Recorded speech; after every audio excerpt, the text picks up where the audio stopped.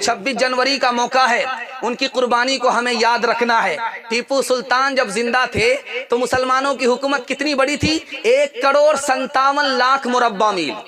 टीपू सुल्तान जैसे शहीद हुए, मुसलमानों की हुकूमत छोटी हो गई, 45 लाख मुरब्बा मील पर आ गई।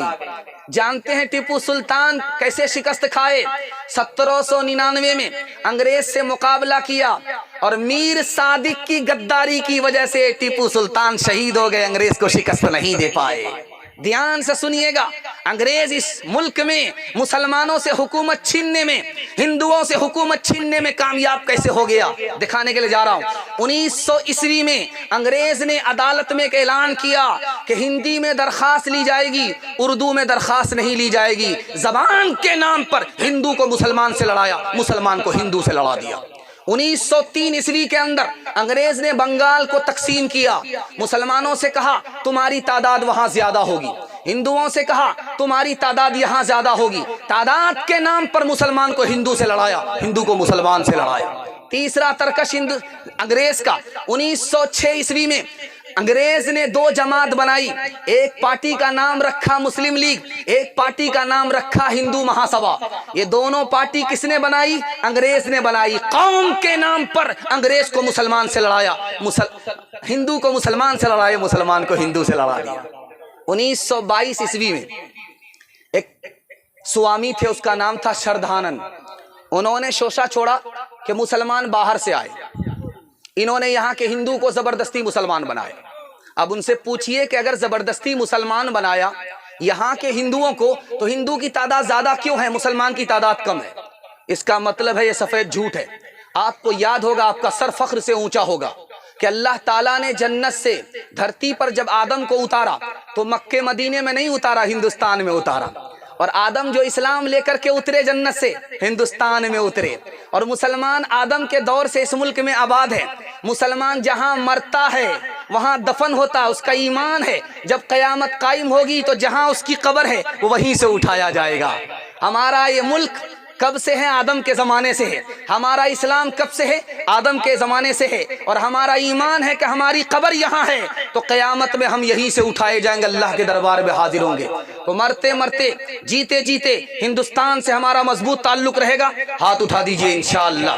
अपना घर होगा, दूसरा मालिक होगा, हाथ उठाइए इंशाअल्लाह। यहाँ फंस गए।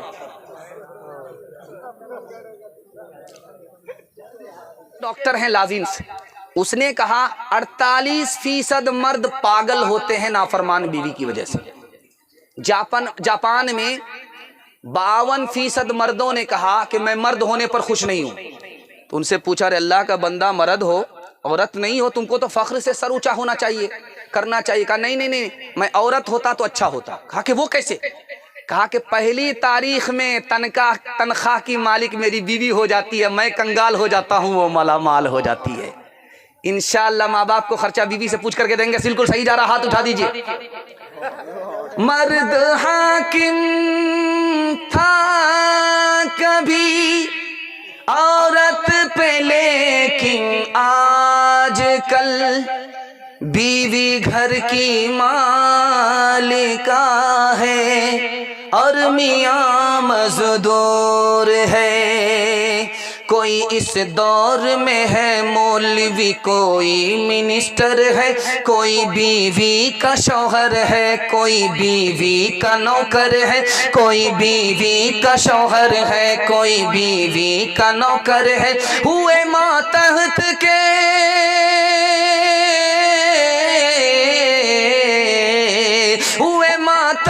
के मातहत ऐसा इनकलाब आया।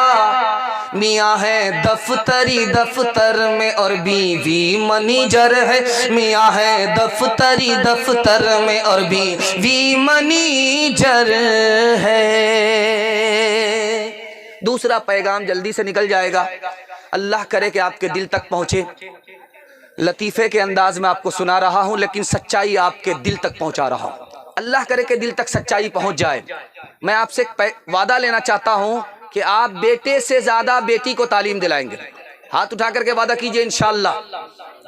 काम ज़्यादा लेंगे, तालीम कम देंगे। हाथ उठाइए इंशाअल्लाह। ध्यान से सुनिएगा, जल्दी से निकल जाएगा। بالکل جلسہ کنارے لگ گیا ہے، 2 پیغام صرف میرے باقی ہیں، اس کے بعد میرے حصے کا جلسہ مکمل ہو جائے گا۔ اللہ آپ کے سننے ہمارے سنانے کو بے حد قبول فرمائے۔ دھیان سے سنیے گا۔ ایک لڑکی سڑک سے گزر رہی ہے، ایک لڑکا من چلا اس کے پیچھے آیا، اس نے قرآن کی آیت پڑھ دی، زیناہا للناظرین۔ دیکھنے کی چیز تو یہ لڑکی ہے جو جا رہی ہے۔ وہ لڑکی کتنی پڑھی لکھی تھی، اس نے کہا حفظناہا من کل شیطان الرجیم، اس نے قرآن کی آیت پڑھ دی، تاک جھانک کرنے والا شیطان ہوتا ہے، شیطان سے اللہ کی پناہ۔ لڑکا تیسری آیت پڑھتا ہے، نرید ان نأکل منہا وتطمئن قلوبنا، ہم تم سے فائدہ اٹھانا چاہتے ہیں۔ تو لڑکی پڑھی لکھی تھی، اس نے چوتھی آیت پڑھی، لن تنالوا البر حتی تنفقوا مما تحبون، مجھ سے نکاح کرو تبھی فائدہ اٹھا سکتے ہو، مجھ کو مہر دو تبھی فائدہ اٹھا سکتے ہو۔ تو لڑکا غریب تھا، اس نے آیت پڑھ دی، والذین لا یجدون نکاحا، میرے پاس تو مہر کے پیسے ہی نہیں ہیں۔ تو لڑکی پڑھی لکھی تھی، قرآن کی آیت کہتی اولئک عنہا مبعدون، تو کھڑے کھڑے کیا دیکھتے ہو، جاؤ باہر ہٹو، دور ہٹو، سامنے کیوں کھڑے ہو۔ تو کھسیانی بلی کھمبا نوچے، لڑکا جاتے جاتے بد دعا دے رہا ہے، لعنت اللہ علیک، اللہ کی لعنت تمہارے اوپر ہو۔ تو لڑکی پڑھی لکھی تھی، قرآن کی آیت سے جواب دیتی ہے، للذکر مثل حظ الانثیین، مجھ پر سنگل لعنت ہے، تمہارے اوپر ڈبل لعنت ہے۔